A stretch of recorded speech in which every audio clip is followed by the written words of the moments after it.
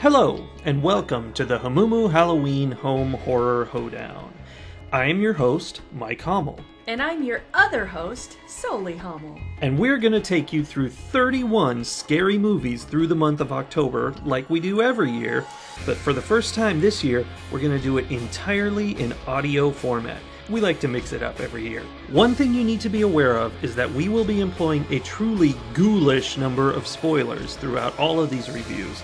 So if you haven't seen the movie we're reviewing, maybe don't listen to our podcast until you do. We highly recommend you check them out and watch along with us. It's going to be fun for everybody. I mean, how could it not be? So if you're ready and you've watched the movie, please step inside our lair and let's begin.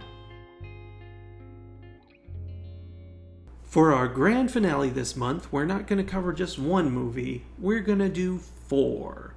We are starting with Steelmanville Road. We're following that with Badder Ben.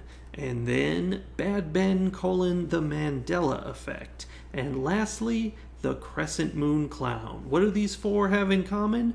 You guessed it. They are the 4 sequels to Bad Ben that are all part of the Bad Ben trilogy. Yeah, trilogy. So Steelmanville Road is the second in the series, and it goes back to before Bad Ben, to the family that lived there before Nigel Bach or Tom Riley did. Right, theoretically, it's a prequel Yes. to Bad Ben. Okay, can I get on that right away? My use of the word theoretically there? Yes. Yes, please. Well, I mean, I think it's very much a prequel in the sense that he made Bad Ben, and this is my theory, is that he got lots of response. I think he got a lot of response, and he was excited about it. And a lot of people were saying to him, this movie doesn't explain where Bad Ben comes from. You know, what's happening? So weird. Mm-hmm.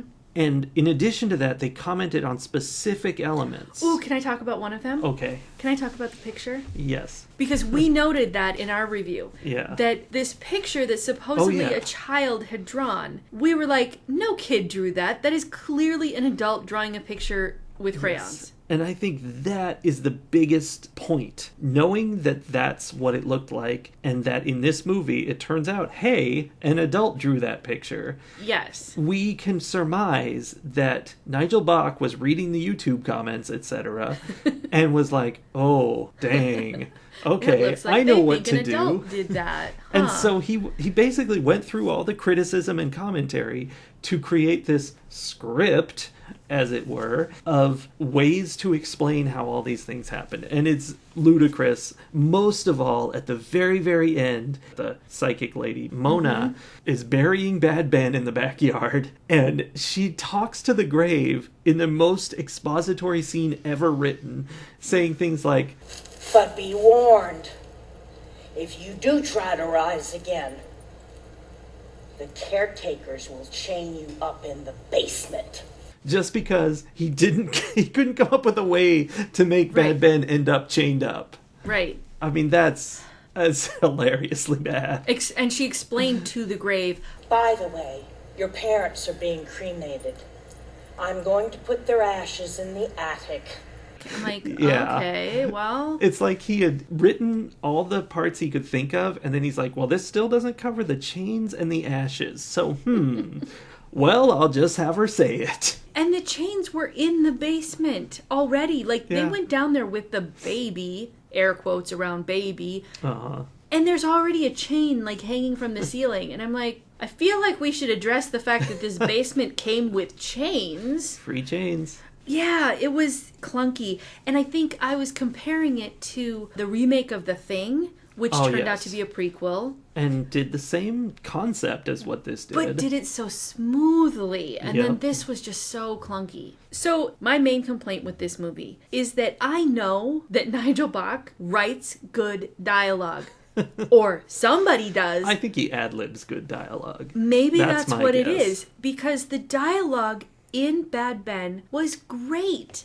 There was so much about it that I liked. And then the script that they used for this movie was so weak. And I think part of it was the acting. The acting was horrid. They were so bad. Yeah, So everybody bad. was so bad. And there were ghosts that were hilarious. I mean, everybody was bad. Yeah, the CGI did not improve. Oh, no.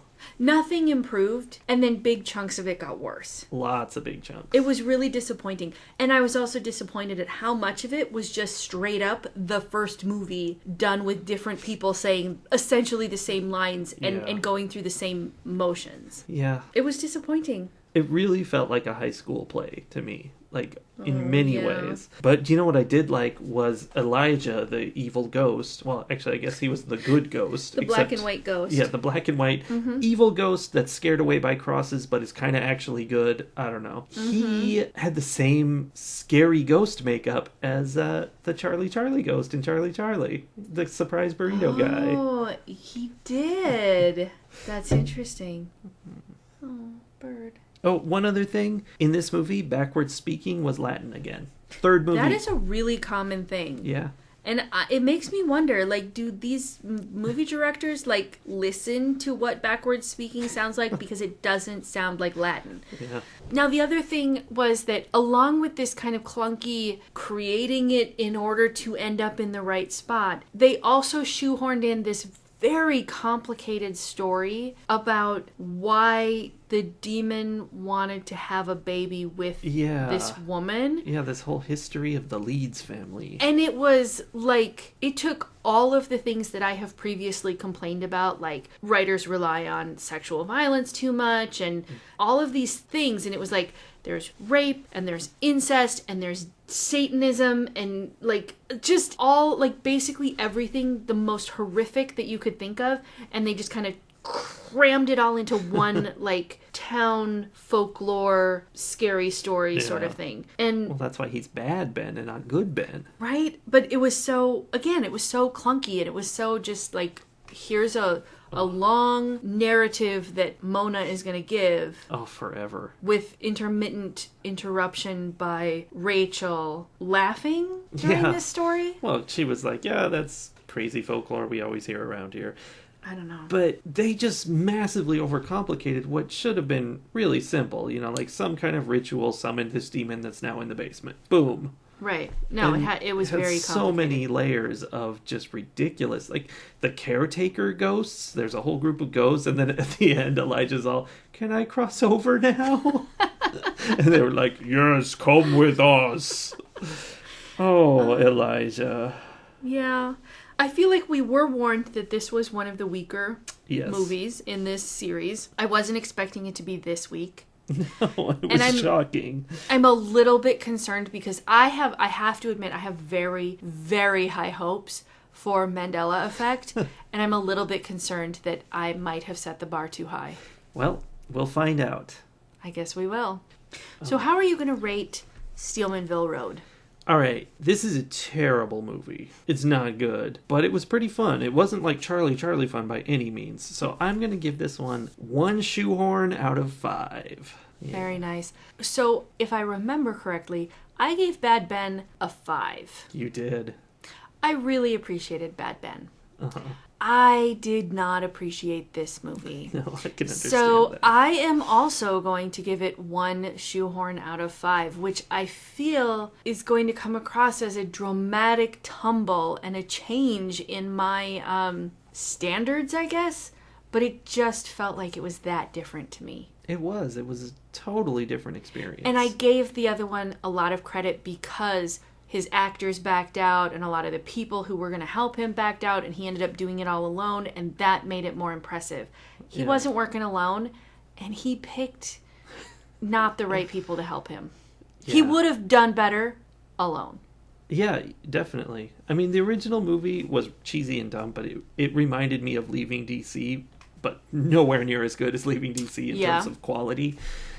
But you know, it's that same kind of thing where you're engrossed in this one guy's life, but this was not that by any stretch. I don't know how he could have done this movie alone, though, because he needed people to be this couple and all of this. So, I mean, he's in a tough position, I guess, but I was disappointed.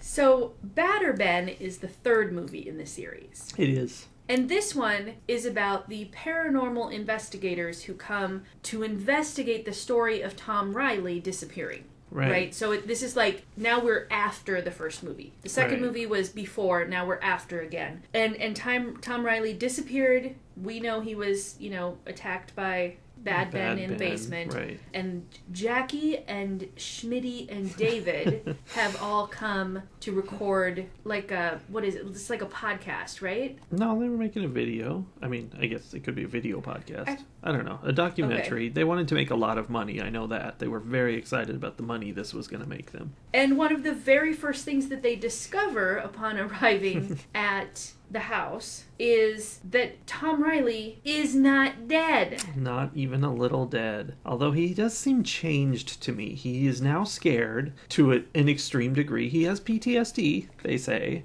Yes, he has the funny PTSD. Yeah, it is funny because it's got all these slapstick moments where he's falling down and stuff like that. Yeah. Yeah. And David, who is the producer of this show that they're making, my gosh, David. His sole purpose in life. For life, sure. Definitely for at least the first half of this movie appears to be him triggering Tom Riley's funny PTSD. Yeah. Like, he only ever speaks or appears on camera when he's like suddenly popping up behind Tom and Tom is like freaking out and falling to the ground. Yeah, there's a lot of that. So Tom, terrified, PTSD, doesn't want to go back in the house, but then he's like, all right, I'll go back in. There's such an element of people not being scared enough in this movie. Like, theoretically, Tom is ultra scared. Like, he has PTSD, it's shaking, he can't handle anything, except he totally can. Like, they leave him alone, sitting on a lawn chair 4 feet in front of the house while they go off and shop for him. And this is the house that in the backyard is Bad Ben's grave. He knows Bad Ben lives out in the woods, and he's chilling out listening to ABBA. I think it was because they gave him Jackie's like iPod, and he got to listen. Him. Yeah, so then he was fine. So they finally convinced Tom to go into the house. And basically, my main note here for the whole movie is that these characters are all extremely unlikable. Yeah. Now, I don't count Tom Riley in that, because he is unlikable, but in a way that I like. Yeah, it's if fun. That makes any sense. But Jackie and Schmitty and David are all extremely unlikable in different ways. Oh. So they're all unique. And uniquely unlikable. But they're the kind of characters where you're sort of rooting for Bad Ben. Yeah. Because it's going to be fun to see them get their comeuppance, I guess. Which is kind of disappointing, because it's at one point Bad Ben captures the 3 filmmakers and makes them lay down and take a nap in the basement. Yeah. Devastating. So at one point I wrote, did Nigel Bach write them out of the rest of the movie? Yeah, they just disappeared for like a long time. Yeah, there had been some kind of difference of opinion of some sort, and he's just like, all right, you guys are all out. Bad Ben got you, you're done. Bye. But they did come back. They reconciled their differences. Apparently. So that Tom could wake them up from their downstairs nap. Yes, and yeah, they're laying there like they're dead, and he reaches out and touches them, and of course, instead of being dead, she screams. Like, that's all it took for her to wake up and know exactly where she was and what was going on. And everything was cool. Yeah. Do you think that's because she theoretically is a professional and knows, like, what she considers herself a professional, what? She's a paranormal investigator, but was she also a psychic? I think so. A medium. Yes. And she is very much like, she goes in and is able to connect with the spirits very quickly and call them to her, and she like knows all this stuff. She is a professional. Also, her buddy Schmitty, also known as Tristan Carmichael, Right. But only to himself, because everyone else calls him Schmitty. Which is revealed in a very dramatic, up-close scene. Yes, I wrote down parody of Blair Witch blubber scene, which is exactly what they were doing. It was just missing the, like, snot. Yeah, that's what they were trying to do, and that was funny. He was so sad that everyone called him Schmitty when that wasn't his name, even though he had never said a word about it to them. Right. But she's a professional medium. He is the king of white balance, according to a quote from the movie. Yes, the king of white balance. He is the cameraman who, of all the found footage movies we have ever watched, this is the camera guy who spends the most time putting the camera down so that he can also be in the shot. And constantly being yelled at to pick the camera back up. Right? Like, his one job is to record things, and he's constantly asking questions like, oh, should I get the camera? Yeah. Hello. And then there's David, of course, who's the producer, who it sort of seems like he's there to, be difficult about whether shots can be made and how they should do things, and for the creative differences with Jackie. Yeah, well, and ostensibly he's in charge, but Jackie just runs this show. Oh, she bosses everybody around. Uh-huh. Including Tom, somehow. And he's not thrilled with that. He does not love that. No. But only up to a point. Yeah, so they get taken, and Tom then goes back sort of to the original Bad Ben Tom, where he's, like, spouting off at Bad Ben and kind of demanding, that he do things, and, like, he's not afraid anymore. Yeah. So then when the three investigators come back, he's much more like, no, I know what I'm doing. Like, you guys all got caught and I have not. And this becomes, suddenly, towards the end, the origin story of Tom Riley, paranormal investigator. I mean, very straightforwardly, he's like, this is it. I'm a superhero now. I'm going to do this. Yes. Including the way he resolves this whole movie, which is just, like, nothing. It's so dumb. He's just like, get him, Bad Ben. And then Bad Ben and the demon, I guess, must both kill each other, because otherwise there would be still some problem up there. I guess so. So, I mean, story-wise, the new piece of it, and again, it felt like Nigel Bach was reading the reviews and, like, the forums and stuff, and was then created a movie to try to answer the questions and complaints that people had given. He's very responsive to the audience. So the story piece that's new here, he goes into a long explanation. Well, Jackie goes into a long explanation about the difference between the ghosts of the previous owners, who are just there haunting the house because they still think it belongs to them. Yeah. And Bad Ben, who is monster. Yeah, the Jersey Devil, like an actual living being who is sort of demonic. Yeah. And then there's an actual demon. And these are all three separate entities. Know. This movie just had to have it all. So, but I thought it was interesting that at the end, I mean, it was not a great resolution, but it was sort of that, like, Godzilla versus Mothra kind of thing, where it was totally like, you have these two things that are attacking you, and if you can get them to attack each other, then you're safe. Yeah. And well, you know what's funny about that is he lied to do it. He's like, get him, Bad Ben, he broke your toy. He broke the toy falling down the stairs. Or okay, maybe, truthfully though, he got pushed down the stairs. Yeah, maybe he's connecting it that way. I mean, it was maybe a little bit of a stretch, but... Yeah. I'll give him that, although that was an awkward fall down the stairs, let me tell you. Yeah. So then he has one last, like, argument with Ben, because Ben still is trying to take him down to the basement, which strips him of all of his clothes. I forgot this scene. And then he leaves fully naked with, like, censor bars that actually say the word censored on them. Yep. It was, like, cartoonish at the end. It was very cartoonish, yes. And then we get to see his commercial for his new paranormal investigator business. Yeah. And it's worth noting that beyond this point, before the... well, I don't know if it's beyond this or beyond the next movie, but anyway, in the future, Tom Riley literally is a cartoon on Amazon Prime. You can watch Tom Riley, Paranormal Investigator, really weird cartoons that I watched part of one and decided I was done. Yeah, it was not something that I wanted to watch. No, it was bad stuff. Definitely not for a young audience either. Those are adult cartoons. Yeah. So, I guess I don't have a ton more to say. I did note that watching Tom Riley be cranky was like if Huzzah were starring in a movie. Yeah. Because they sort of had the same, like, cranky old man, get off my lawn vibe. Yeah, and Huzzah is our cat. Yes, for those who... I'm just assuming that only Aaron and Amy are listening, so... It's good to know the names of all of your listeners. Right?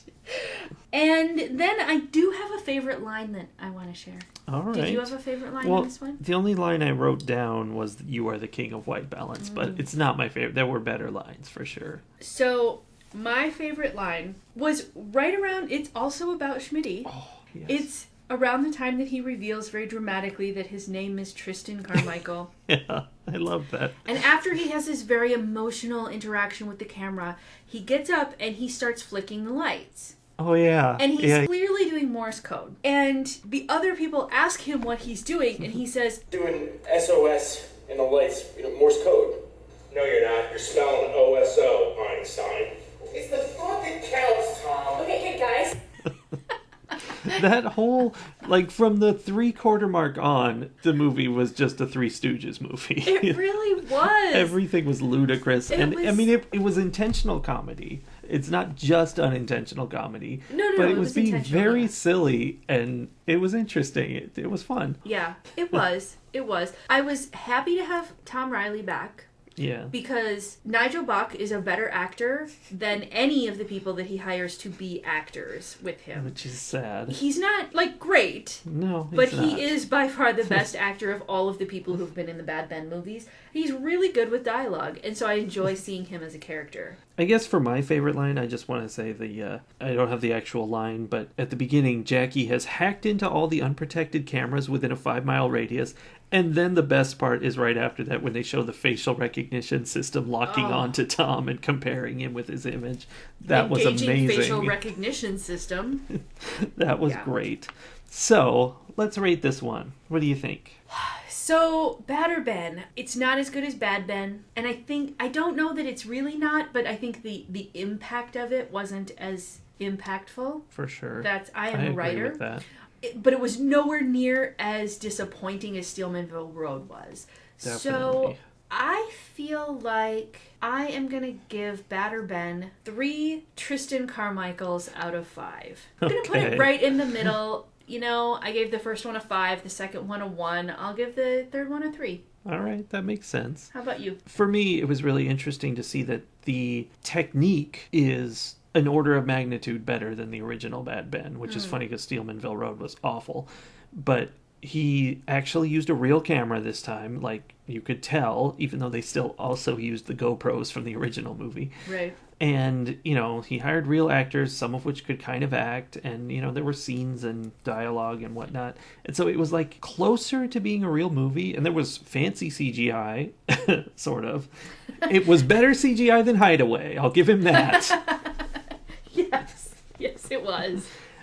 But with all that, it's still not as good of a movie as Bad Ben, which was just a one-man thing that was just fun to experience. And this one tried to be funny, and which is fine, and it was pretty good, but it's not a good movie by any means, which is why I rate this 2 Tristan Carmichaels out of 5, not up to the lofty standards of the 3 I gave Bad Ben, but not a 1 like Steelmanville Road. Again, I'm hitting exactly in the middle between my 2 votes. Right. Yeah. That seems logical. So, the next one is the one I've been super excited about. Literally all of these other movies that we watched have been so that I could watch this next one. All right, let's see what happens. Okay. Now, the 4th movie in the Bad Ben trilogy is Bad Ben, The Mandela Effect, which is a repeat of Bad Ben, multiple repeats of Bad Ben, in different universes? I feel like calling it the Mandela Effect implies that, but had I not known that's what it was called, and had I not known what Mandela Effect is, I would not have known that's what was going on.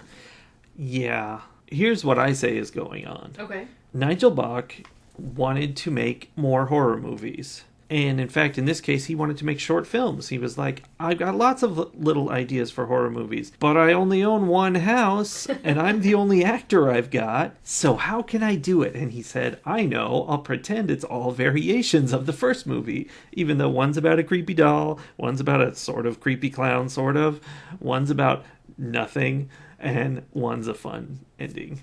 So that makes sense. That's what I saw there. I sort of thought that it seemed like he had, again, been reading the forums. Yeah. And had seen, how you and I like to go, oh, if I had done this movie, I would have done this differently in this way.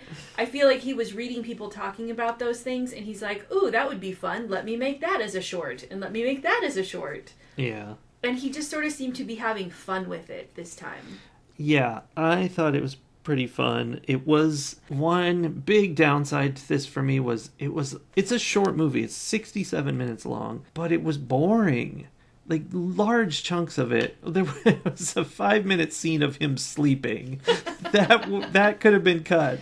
Well, and I mean, I think the point of that scene was that, it was the tension, because I was certainly sitting there. This was well into the movie. Yeah. I was like, okay, well, it can't just be him sleeping. What am I missing? What little thing is happening in the corner that I'm not catching? The Paranormal Activity game. Right.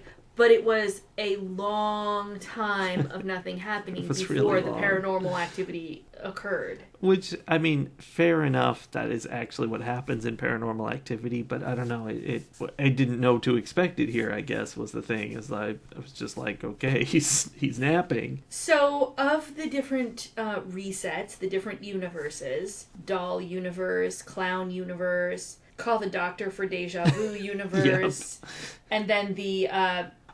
that was the call is coming from outside the house universe. Oh, yes. And then, of course, the, nope, I'm out universe. That was my favorite. That was your favorite? That was Yes. going to be my question. Like, which of these did you like most? Or, was the original Bad Ben universe better than any of these? It was more fleshed out as a story for sure. I think the creepy doll was pretty fun because we got the doll cam. Oh, which, doll cam with the little footy noises. Yeah, they tried, but they didn't keep up with the footy noises like they should have. But it was cute. And then the holding up the knife that you could see on the side of the screen, that was great. But really, just wrapping it up, the way he ended this movie really brought it up a few notches. That was just the right finish. Yeah, I think it was. And I think, I agree. If he hadn't had one of those at the end, it wouldn't have felt like there was an arc, and that gave it the arc, where eventually, like, he kind of kept having more and more sense of familiarity and deja vu and all that, and finally in this one he's like, this feels really familiar, and there's the screeching noise, and he's like, nope, I'm out. I'm gonna put this back on the market right now. And ran. that, like he learned something throughout the whole process. Yeah. I do think, though, like you said, he should pull up and the house would just be on fire. I think we needed one of those, just somewhere in the middle of the movie, just a 10-second universe. Right, there's always one, in this sort of thing, there's always one universe that just seems completely off kilter. Like, it doesn't make sense that every universe out there is all the same except... the color of the chairs is changed, or this time there were dogs in the house before. Like, those are minor issues. There always has to be that one that's completely different. I mean, just to have... I don't even need it to be different. It could have been, like, one where he drives up, he's like, here's my new house, hooray! And he goes and he opens the door, and just Bad Ben, the big CGI Bad Ben from Batter Ben, I believe. Oh, yeah, the big, like, demon-looking one? Yeah, just pops his head out the door and shomp, eats him. and it's done. Like, I would have loved that. Yeah, that would have been fun. But we didn't get it. Speaking of dogs... I loved this. I'm pretty sure this was... I don't want to say mistake, because I feel like he definitely knew it happened, but he left How it in. did you miss it? Yeah. An intentional mistake, I guess. That in the clown reset, he's, like, doing a thing with the Ouija board, and he had turned out all the lights, and, because that's how you're supposed to do it. And then all of a sudden, this dog head shows up out of the darkness in the corner, and it's clearly Nigel Bach's dog. It's very happy to and see there's him. zero mention of it. Like, there's no mention. There is no dog in the movie. Except that right after that, he goes, I felt something brush up against my leg. You're like, yeah, you did. And it completely ruined any fear factor that would come from anything that happened under that table, because my brain was just like, yep, that's the dog. It's a dog. There's a dog wandering under around there. And yeah, at the end of his Ouija thing, he's like, I have to quit because I know there's something under this table. I really wanted the dog to follow him out of the room at that point. That was necessary, but it didn't happen. No. I didn't like the beginning of the call is coming from outside the house one, because it was like he was all very kind of angsty and, calling his doctor about... Oh, yes. He's leaving a phone message for his medical doctor because he has a bad case of deja vu. Yeah, which seemed is a little very extreme. medical. But then, it was ridiculous, but it was ridiculous in the way that, like, those collections of horror stories for kids, like the black and white cover, I forget what they were called, but there were a whole bunch of them when I was, like, in, like, 6th grade and they were very popular. And they had dumb stories like that, like where it was just calling from, I'm in the basement, I'm in the attic, I'm in the this and that. And then stupid That's endings. Classic. Right. Or like the girl with the yellow ribbon around her neck, and like the whole story is like her telling her husband, no, you can't, no, you can't, no, you can't, and then finally on her deathbed, yes, you can take the yellow ribbon off my neck, and her head falls off. Yep, it was I know that story. kind of story. It was, because who cares? The call was coming from around the house, and that was tense. Like, oh, is it here? And he's going upstairs, and then it's like, no, I'm in the basement. So it had the layers, but then the big finish is that he goes down the basement in the dark and screams, and that's it. Yeah. Which is totally like a campfire story kind of thing. It's just, okay, boo. Yeah. Now, was there any CGI in this? The clown head was a mask. The doll was all camera work. I was actually wondering, those hands popped up behind the couch. Weren't they CGI? That was somebody's hands? I think that was somebody in white gloves. Okay, because that's funny. Uh-huh. Who was not taking their cue quickly enough, if you ask me. No, I think there was no CGI in this movie. I can't really think of when any would have happened. So maybe that was, that was an opportunity for him to use some of his CGI skills, and it seems like maybe he's realized that he needs to step away from that aspect of filmmaking. Yeah, he stepped into the forums and heard about that too. Yeah. As another response. Yeah. So I was disappointed that it was only an hour long for as many pieces. Mm-hmm. Like, they could have been fleshed out more. And the first one, the doll cam one, was a full half hour, almost 40 minutes of it. Yeah, it was most of the movie. So I feel like that could have been balanced out better. I feel like he could have fleshed some of the other stories out more. I don't know. But like you said, it was already slow and draggy. It was. So. And the doll story wasn't. The doll story was okay. If that had been the movie, if it was like, this time Tom Riley's dealing with a creepy doll in the same house for some reason, that'd be fine. I don't know. There was an awful lot of him just walking around in rooms that had nothing going on, and it was all supposed to be tension building. Yeah, there was a lot of that. And I wasn't feeling a lot of the tension. Well, and a big part of that is that it's the same house, the same guy. It's supposed to be the same events. It kind of starts out the same. I was bored right away. Like, when he was first in the car talking about, I'm going to the house, that wasn't boring. I'm like, okay, what's going to be different? But then he pulls up to the house, and we have the long walk up into the house, checking out the lawn, and all these newspapers, and it's like, we've seen all this, it's not interesting again. And then it happened another time in this movie. So, I feel like he could have used that same time, the driving up and parking and blah, blah, blah, blah, blah. He could have used, instead of spending the time on that, he could have spent time showing us the little differences in the Tom Rileys of each universe. Like the first one in Dollcam, that Tom Riley was much nastier than the other ones. Like he used the B word so many times that I was getting annoyed by it. Like, he was... Yeah, he did not know the word doll, apparently. No, and he was just very... It was almost edging into, like, sexism in how much he was using that word. And so if he had really done some exploring into who are these different Tom Rileys in these different universes, and if they were reacting differently, like the one who was sort of the hypochondriac.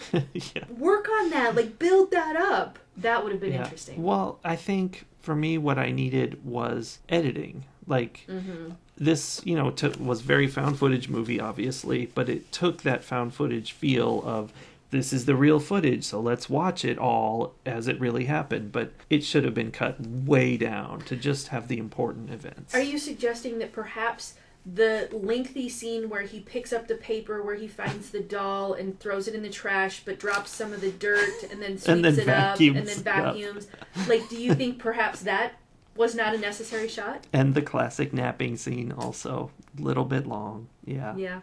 We could have trimmed a lot. And actually, when he went to go get that doll in the back of the house, he walked through the woods for like a minute and a half before he got there.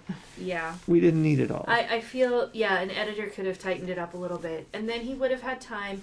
And the thing is, I don't think he put the effort into really making this cohesive. He wanted to make 4 different movies. Yeah. And then just kind of glued them together. through the pure, fact that it's the same person in the same house. Like, Yeah. I think he could have put some writing into it to make them all cohesive yet different. And I was a little disappointed that he didn't do that. Yeah, that would be cool. Why don't you tell me your rating for Bad Ben, The Mandela Effect? So this is the 4th movie we've seen, and I guess the question is, where does it place relative to the other movies? And for me, that would be that I think Badder Ben is superior to this a little bit. I don't know. It's close. In fact, it's close enough that I think I just want to give this the same rating. I'm going to say this is 2 doll cams out of 5. Same rating as Badder Ben. How do you think this compares? Okay. I think I liked this one better than Badder Ben. Huh. I have a more positive feel, approach to it, just my gut feeling of whether I liked it or not. And I don't know specifically why. I think it has something to do with the creativity of seeing the different ways this story could have gone.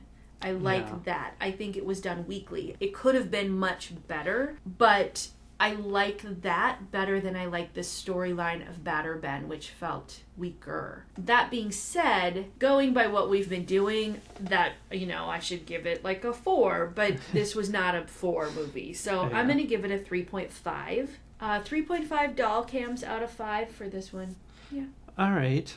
Yeah, that's kind of how I felt like when I heard, he was doing Bad Ben, The Mandela Effect, I was excited. Maybe not as excited as you, but I was excited. And he had this opportunity to do something really creative and inventive, a story that was going to surprise me, about all these things interweaving and, what does it mean? And that could get trippy. Like it could start jumping into really, really short pieces and and he's trapped and the guy from one story starts ending up in the other story.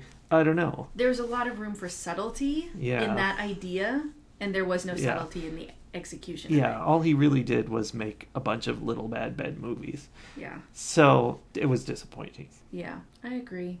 So purely by luck, the 5th movie in this series has come out in time for us to watch it. Yeah.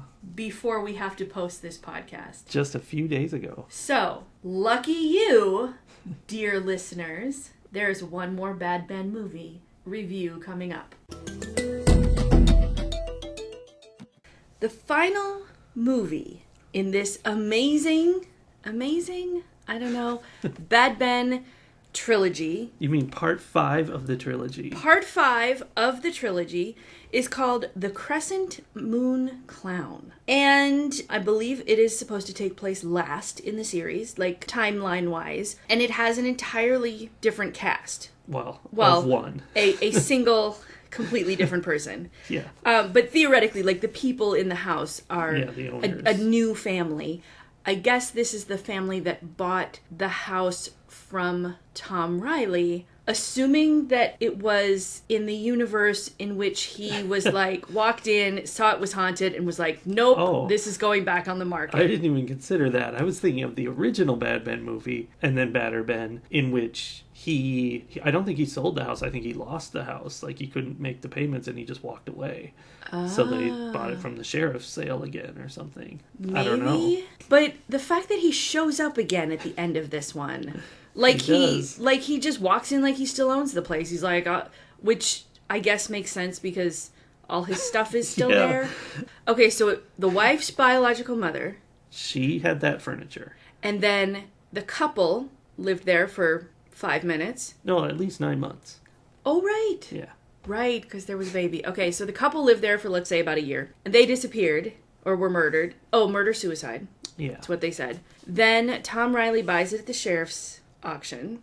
Mm-hmm. And lives there for... Not long. Unknown period of time, but yeah, it doesn't seem like long. Multiple time loops. Right, that's the Mandela one, and it goes through a few different times. Sometimes for a long time, sometimes he doesn't even step through the front door. Yeah. And now, this new family, the girl's name was Renee. Yeah, I don't know her last name. I don't think we ever heard her last name, and we didn't hear her parents' names, and we never see her parents. They're only on the phone, and we don't even hear them. We just hear her side of the conversation with them. So Renee's family is now living in this house with the same furniture, same sheets on the bed, everything that the biological mother had in the house when she owned it. Yeah. Wow.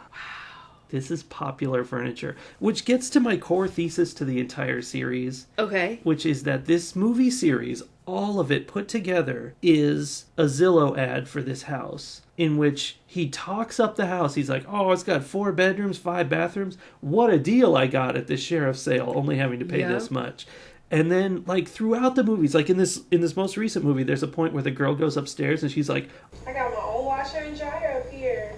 Yep. She's so excited. Everybody in all the movies at some point gets really excited about some element of this house and how great it is. And Tom Riley is always talking about how much he likes his house. Like, I feel like that is a possibility, and he's going for a very niche market. That is very niche. Like, he is creating a 5-movie-long ad for this house that he wants to sell specifically to people who are super into D-level movies and cheesy horror. Where he makes a mistake, though, is that he hacked up the downstairs door with an axe. But you'll note he leaves it that way. Of course. Like, that's a selling point. I guess so, really. Yeah. For people who are into the movies, sure. I don't know. It's a very distinct possibility. And it's possible that it's just not working. He didn't intend to make this 5 movies, clearly, because it was a trilogy to begin with. And it's only gotten to this point because so far no one is interested. But I find that hard to believe because, you know what? It's actually a really nice house. Except for the furniture. Which comes with the house, by the way. You can't get rid of the furniture. I don't know. Tom Riley... Well, Nigel Bach seems a little attached to it since it's been the same throughout. Yeah, I guess. No, I think as a normal human being, I would replace at least some of the furniture. Okay, I'm saying this, realizing that we are recording this in a house in which 98% of the furniture is what we bought with the house. So I am not going to finish that sentence. You are sitting on a chair we did not buy. Yep, and I loves it. I'm sitting on a chair we did buy. Thank you very much. Renee, she's home from college. Her parents are on vacation. She's never been to this house. No, it's just her first night in the house. Right. Her parents have just moved in, apparently. And she's just finished her finals like the night before or something. It's an odd setup. It's sort of believable, but also sort of completely not. Well, I mean, I guess it's their house. So if she had to come home at the time that they were on vacation... So sure. That part is the sort of believable part. Yeah. The totally not believable part is that this young 20-something college student is in a brand new house that she has never set foot in before. The lights are going on and off. There are footsteps stomping through all the different rooms. Like, things are being thrown around. The TV comes on without, her doing anything about it. There are people, like actual figures, walking around in and out of the house that she sees in both places. She sees them dressed there are as voices, the attic stairs open and close. Like, all of these things are happening. And the extreme response that she has is to say, Hello? Hello? Over and over and over again as she walks through the house. And there are points where she threatens that she's going to call the police. And I'm like, I would have called the police so long ago that they would already be there and I'd already be back at the station and things would, this would be over. Yeah. She was not willing to go there. And she just, somebody breaks into her house, writes the word hello in all caps in what is either blood or ketchup. And all she does is clean it up. She cleaned it up. And then they made 3-toed tracks in the blood in another room, and she went and just cleaned that up. Complaining the whole time about how much she wasn't there to do all the house cleaning. That's the whole thing about this whole movie. For most of the movie, it's the story of the ghost does something, and she walks over and undoes it, and then ignores it, and then the ghost does something else and she undoes it. I felt like the whole movie the ghost was super frustrated. He was like, I'm trying to scare you. What?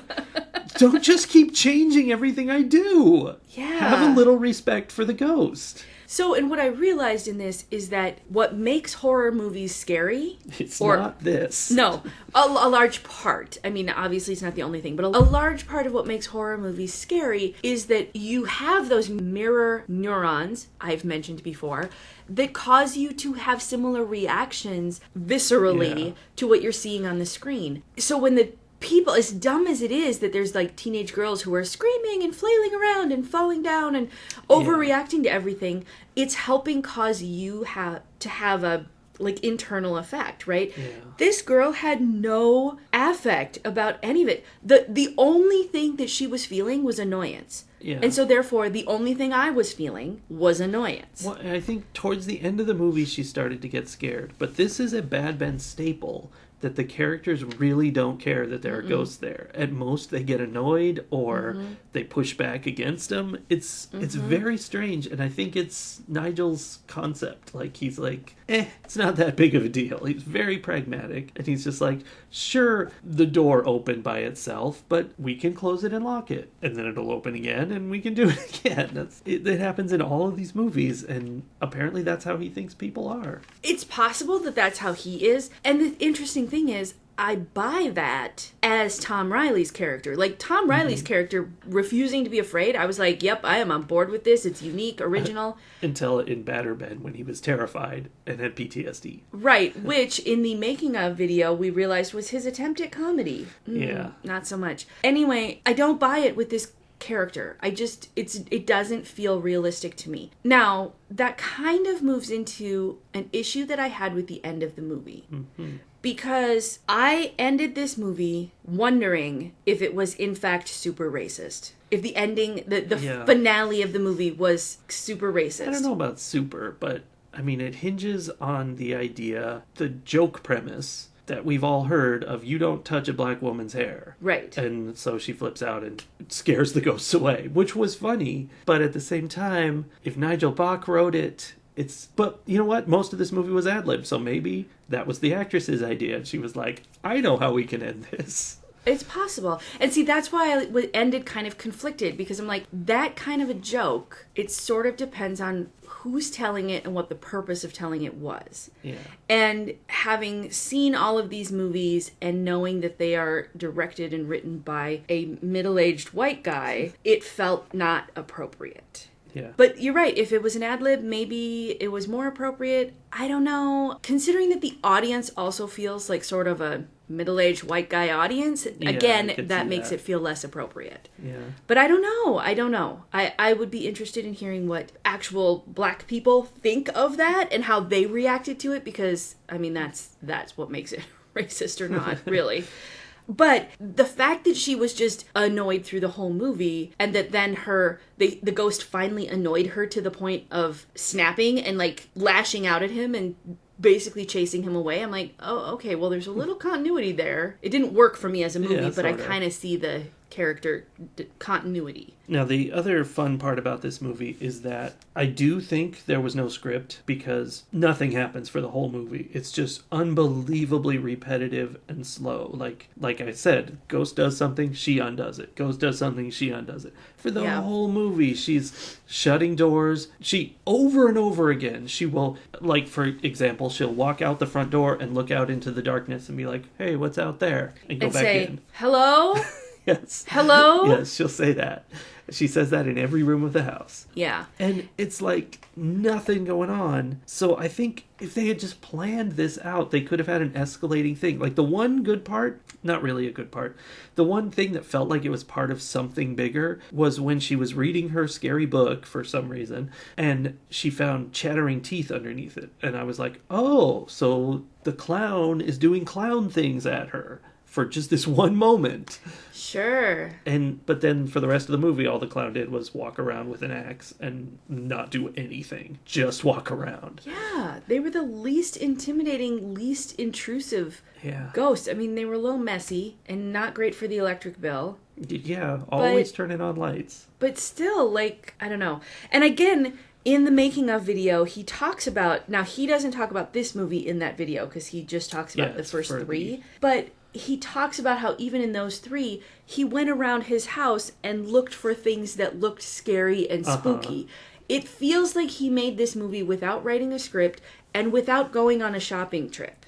Right. Like, he's like, Right. okay, the challenge is, what can I do with one person entirely ad-libbed and only using the things that are already within the walls of this house? Except, he went to Goodwill to get his clown outfit. The white boots, the white jacket, and the mask. Oh, his Flock of Seagulls clown outfit? Yeah, the Flock of Seagulls clown. I'm not sure about that, because I'm a little concerned that jacket might have been in his closet. That could be. It's possible that those boots were in his closet. Oh, wow. I mean, man lived through the 80s. He did. And it's clear from the fact that she opens up some doors. We actually see parts of the house in this movie that we haven't seen before. True. She opens up some... It wasn't selling, so they added some more information. Exactly. People are like, but how many closets are there? Yeah. Like this one, look how much stuff this one can hold. And that's the thing. She opens up a closet and it's like filled full of holiday stuff. Yeah. So it's very possible. I mean, he seems to like his holidays. It's very possible that he had that mask already. Yeah. Yeah, it is possible. In fact, in this movie, the little knight at the top of the stairs is wearing a Santa hat. Or was that in a different... In one of these movies, it was a surprise to note that the knight was wearing a Santa hat. Yeah. Yeah. Pretty exciting. Huh. So you talked about it not having anything happening, and I think that he knows that jump scares and that like creepy things in the background appeal to his audience, There were right? a couple decent ones in this movie. There were. He does that fairly well. I mean, better than... Okay, there have been a lot of movies that don't have any of that, and I say he does that very well in that he uses it, and I appreciate it, I guess. I don't know. The problem is that he's forgotten that you have to do that within the context of another story. Yeah. Because otherwise, all we're doing is looking for those things, and then they're not scary because we know they're coming. Yeah. And this one of the notes that I made was that it took the Paranormal Activity goodness of like unexpected things and changes in the room and silence for an extended period of time and then suddenly notice something. It took that way too far. Yeah. And entirely relied on off-screen action, which doesn't work. Yeah. You have to have something real. I mean, it's a problem. I think I talked about this in an earlier podcast, or maybe I cut it. But this idea that less skilled filmmakers try to do when they make horror movies is they're like, more ghost stuff is going to be better. This ghost spent the whole movie, flick light, open door, shut door, flick other light. She's standing in one side of the room, and on the other side of the room, lights are flicking on and off, and she's not looking that direction, so she doesn't even know what's happening.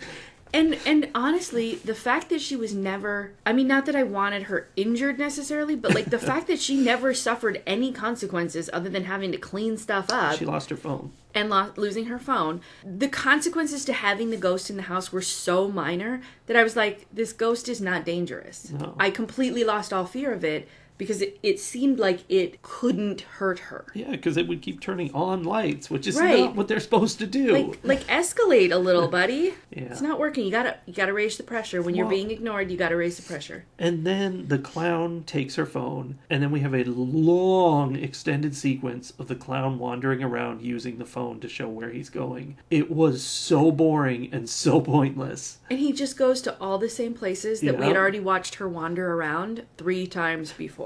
Yeah, and he doesn't even do anything. Like that whole sequence, which is probably 5 to 7 minutes, he ends up with him going into a corner, and she comes around the corner, and she sees him and runs away. Like, it's like it even took the scare out of that scene because we saw it from the clown's point of view. Yeah. Crazy. Yeah. Are you ready to do ratings? For me, the real question about this movie comes down to, was this better than Steelmanville Road? And that is a hard question to answer. Mm-hmm. Just in case you're wondering whether this movie was good or not. Mm-hmm. I gave Steelmanville Road a 1. It had more of a story than this did. It was a stupid story, but it was put together and went somewhere. I'm going to cut the mustard with a bloody knife and say that this is also 1 roomy closet out of 5. Just like Steelmanville Road. Really? Yeah, it's right on par with that, I think. I am going to say that I'm surprised by that, actually. Are you?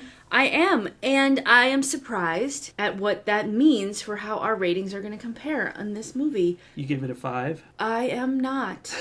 Okay. So, just to remind everybody, I gave the original Bad Ben a 5. I remember. You did not. You gave it a 3. It was not a great movie, but I enjoyed it so much that I gave it a 5. It was so much fun to watch. This was movie, not. if it had not been the last movie we needed to watch for this month, and if we hadn't kind of been pressed for time, and we hadn't already put all of this time and effort into watching the other ones, I'm pretty sure I would have turned this movie off midway through. You said that. I did. in About the halfway middle. through, I was like, Yeah. I'm super done with this. I don't need to watch the rest of it. It's so annoying. Yeah, I actually agree. I probably would have turned this off. But I might have turned off Steelmanville Road as well. I don't think I would have. I don't know. So here's the thing. Steelmanville Road, like you just said, had some semblance of a script. Yes. There was a plot that had been sort of somewhat sketched out. Yeah. And then they ad-libbed, which is fine. Like, I'm fine with ad-libbing. They did a terrible job of it, but whatever. Like, that's legit, right?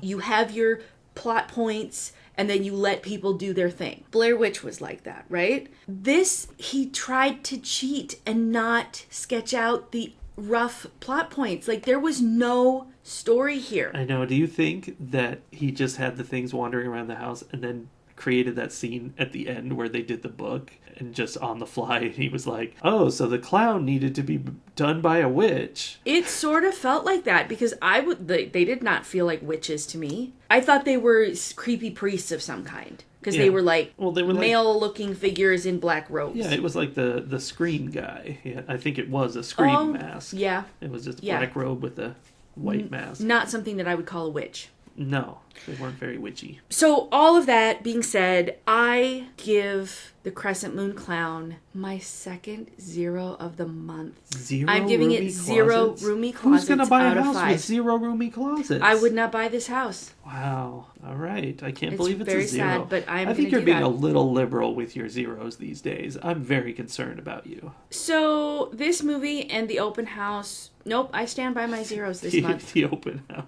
I fully 100% stand by my zeros. Yeah. I think my range this month was high, low, whatever. Like All I over had the more place. variability in my scoring than you did, but I stand by my zeros. All right. So, I just want to do a quick wrap up to this whole Bad Ben series. Okay. We watched, at the end of this, we watched the making of the trilogy. In that case, they meant the literal trilogy, the first 3 movies. Mm-hmm. And that kind of got me a little, I don't know, I kind of enjoyed that because we got to see how it goes along with our theories that we've got during the movies, that he was totally responding to the fans by making these movies. Like, he made the first movie, he was surprised it was a success. In the making of documentary, he thanked everybody. He was like, I'm so glad you guys supported me in this, and I'm really excited that I got to continue doing it. So that was cool, and I felt good about it. But then he went on from there to keep pointing out, oh, like, you guys didn't like the darker, more serious tone of Steelmanville Road, so we went back to comedy. Like, well, that's not what was wrong with Steelmanville Road, but okay. No. But he was definitely made these movies in response to fan criticism. Mm-hmm. Which was sort and of comments, interesting. just not even criticism in the negative, just Right. critique. Like, he was very responsive, Like, which is kind of interesting. People noticed a dog bed in the house, and he made a whole issue out of that in later movies, which is funny. Mm-hmm, mm-hmm. So, in the end, this house, the house on Steelmanville Road, I would not recommend buying it because it contains a Jersey Devil, 2 ghosts of the Steelmanville couple, a demon, which I guess Bad Ben has eaten, so maybe we're okay. Yeah, the demon might be gone. Although, I don't think so, because in this last one, we heard the low, scary noise, which was the demon voice. Yeah, they say that's the demon voice, so I guess it's always around. Mm-hmm. There's also a killer clown that's technically a doll that has been enlarged by a witch. And of course, there's a witch that did the enlarging. And don't forget Oh, the haunted tiny doll and the haunted big doll. yeah, but that might be in another universe, so maybe not. I don't know. Well, it depends on what universe you buy this house in, I guess. Yeah, that's true. It is the most haunted place in America. Definitely. Yeah. There's a little bit of everything there. And I feel like if there's another movie that happens, we're also going to learn that it has been visited by aliens. Yeah. Well, or a serial killer, or 2 more movies. Yeah. Yeah. Ooh, I thought the clown was going to be the serial killer, but no, yeah, but he was another doll come to life. So I have, in my final comments about this, I have 2 things I want to say. First of all, I think I've seen you are in a career in which you are creating entertainment for people. It's fun to do. It is fun to do. And one of the things that I've seen is that constant struggle of keeping the audience happy by giving them what they think they want, the things they complain about and the things that they ask for in comments and whatnot, and then giving them what they actually want, which is, as an entertainer, your job. And honestly, I mean, not to like toot your horn too much, but I'm a fan, and I think it's a skill that you have. Like, you are able to see how people react to games that you've made and figure out what they are really reacting to when they say what they think they're reacting to. That really is the job. Yeah. People don't really know what they want, but they know how they feel. Right. And so you have to hear what they're saying and both respect what they are actually saying and be able to interpret that into how you're actually going to adjust what you're making so that it's still something that they like. Yeah. And I think that's one of the things that went wrong here is I don't think he has developed that skill yet. I think he was very responsive to what people were saying they liked and didn't like. Yeah. But then he wasn't able to interpret that into actually, like, how do I create something that will give them the same feelings that they were having? I have 2 critiques for him. One is that he's being too responsive. Mm-hmm. He should mostly ignore the critics and just make what he feels like making. Yep. And he'll be more successful by doing that. Yep. And the other is that he should stop trying to make the same movie. He should just make the movie he wants to make. It can't always be in the same house. Go into the woods out back. Not my favorite, but I think a scene that looked effective was in Batter Ben when the paranormal guys went outside and were in the woods and then Evil Giant Bad Ben attacked them. Mm-hmm. Before Evil Giant Bad Ben showed up and they were just running through the woods, I was like, hey, it really is easy to make the Blair Witch because this almost works. This is kind of scary running around in the woods. And it was like in some guy's backyard. Like, it wasn't even... He wasn't lost in the woods. No. So just get out of the house, go to the backyard, start showing off some of the backyard features to the potential buyers. I think you got a movie there. Yeah. But write a plot first. So my second reaction that I had to the series as a whole, it very much reminds me of an experience that I had when I was teaching 3rd grade. My very first class that I was ever teaching. And we were doing an art project, and there was this one student, and he and I sort of clashed. Like, we didn't gel well. And, I mean, to be straight up honest, I sort of found him just a tiny bit annoying. He rubbed me the wrong way. We're doing this art project with watercolors, and he's not trying to be engaged in the project. Like, he's actually trying, like, he's sort of pouting about it and, like, just getting paint on his brush and, like, scribbling on the paper, and, like, he's got an attitude, right? He accidentally makes this picture that I totally responded to. Like, he did not intend to make a thing. Like, he was just have an attitude. But when I looked at these series of scribbles and marks that he had made, it looked like a butterfly to me. And there was so much like motion and energy in this picture. And I immediately responded to it. And I was like, oh my gosh, that is amazing. I really, really like that painting. And part of it was I was trying to connect with this kid that I didn't have a connection with. And part of it was I really was having this like visceral reaction to what he had just created. Created art. And he was kind of stunned, and like it was this amazing new experience for him to have me react in that way to something that he had done. And I ended up asking him if I could have it, and he gave it to me, and it was great. And then he spent not just the rest of that art period, but many times over the rest of the year, he would get out the watercolors and like scribble on a piece of paper to try to recreate this thing that had happened, that had gotten him this great response, right? And of course, none of the rest of it was anything. It was just scribbles on paper. Like, there was nothing to it. It was purely by accident that he had just connected with my emotional center, right? That's what this series feels like. That is the perfect analogy. Right? Like I loved that first movie so much.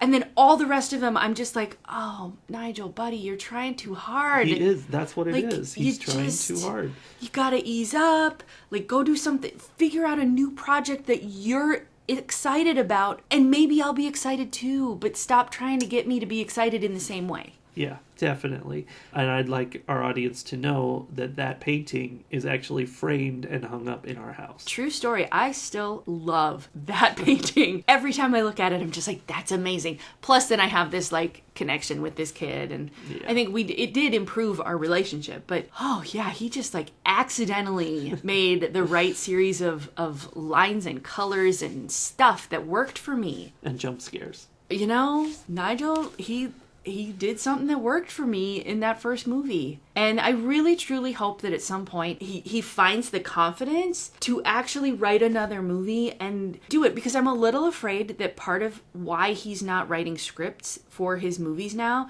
is that the parts that people liked were the parts that were ad-libbed. And the parts they complained about were the parts he wrote. But people are always going to complain about the parts you write. They're still necessary. They really are. These movies could have been so much better if there had been a plan behind them. Yes. Although he did say during that Making of documentary that the original Bad Ben had no script at all, and he just made it up. Which the problem was that he then tried to explain it in the next movie. Right. And he clearly has a gift for ad-lib. Yeah, personally. And then to try to trust other people to have that same gift, there are other people, but he was not finding those people. Yeah. So that's unfortunate. I think they needed more guidance. So. Yeah, he should probably work with Judd Apatow and all his crew of actors. I think that would be great. Oh. I would like to see Seth Rogen in Steelmanville Road. I mean, not the movie, but like the house. I want to see him. Just put him in the house. Just and put see Seth how he Rogen. handles it. That would actually be a really good movie. Because you know what? He's also smart enough that he'd be like, well, maybe I shouldn't just go over and relock the door. Right. I should react in a certain way. And right. He could figure this out. Yep, I'm on board with that. There's your next idea, Nigel. Run with it. Yeah, I'm sure Seth is up for this. Who knows? He might be. He might Get him be. at the right time. Buy him the right stash. Exactly. Okay, well, overall, I am glad that we watched all of them. Good. It was fun. It was fun to have like this little mini project of going through a whole series and seeing how that felt.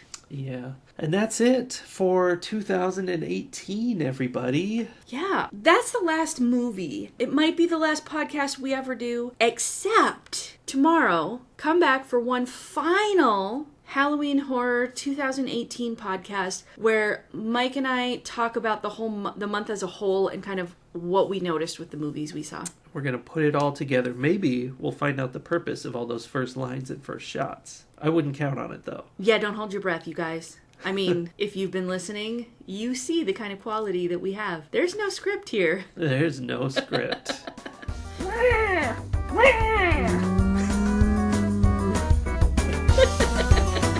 Hello? Hello? Hello?